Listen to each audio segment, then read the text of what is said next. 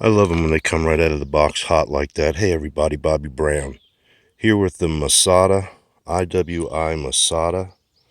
This is a newly acquired 9mm. And yeah, that demonstration of offhanded one-handed shooting was not very good. But that was a 16 rounds, I do believe. I didn't have the mag fully loaded. This weapon is now clear. We're going to talk about this weapon. I traded my G19.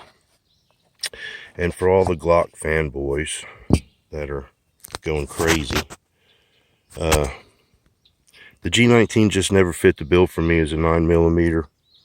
I have some Glocks that I absolutely love. I have a 42 that I wouldn't take anything for, but what ruined the G19 for me was my G23.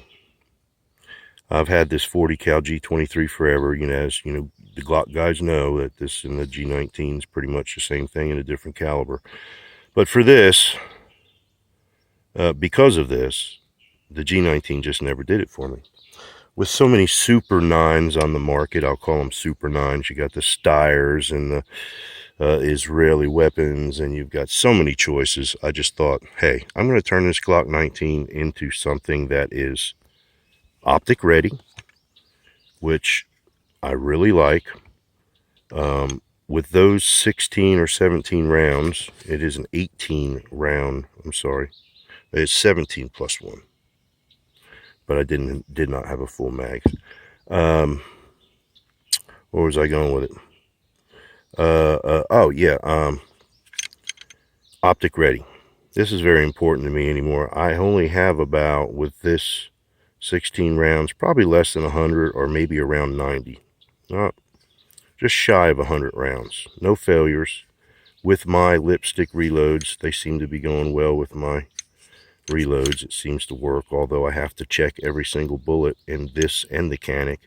That's going to be another video, and I'll need some help, or well, really not some help, but maybe a tip as to why I'm having an issue with my reloads, but that'll be for another video. But I check the bullets, make sure they're going to cycle after I load them, and I've not had a single failure through the Masada. I love it. It does have large 3 dots, which I really like, but with my old eyes, and as spoiled as I am to the red dot now on my Canic, it was a big selling point for me. I had to have something that could easily adapt to an optic. So that was a major selling point for me. It has a great trigger, even though it comes in at like 6 pounds.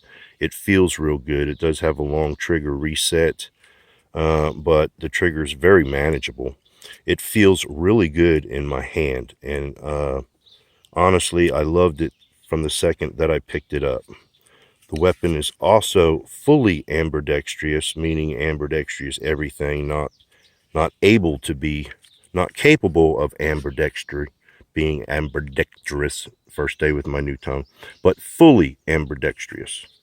Slide lock on each side, magazine release on each side. Very cool. It's also a modular gun, like some of the SIGs. The trigger group comes out of it, and the trigger group is the part that's serialized, so hopefully someday in the future, maybe I can change the gun up a little bit, make it look a little different, shoot a little different. I don't think I would ever do that, but it is an option. Sure does make cleaning easy.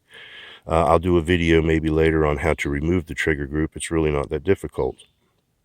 So the gun fascinated me. It does come with 3 back straps. Now, in my typical luck, it's supposed to come with a small, medium, and large. The medium's on the gun, and I absolutely love the way it feels, but I would like to try the large. But I cannot do so because I have 2 smalls. Now, how this happened, I have no freaking clue.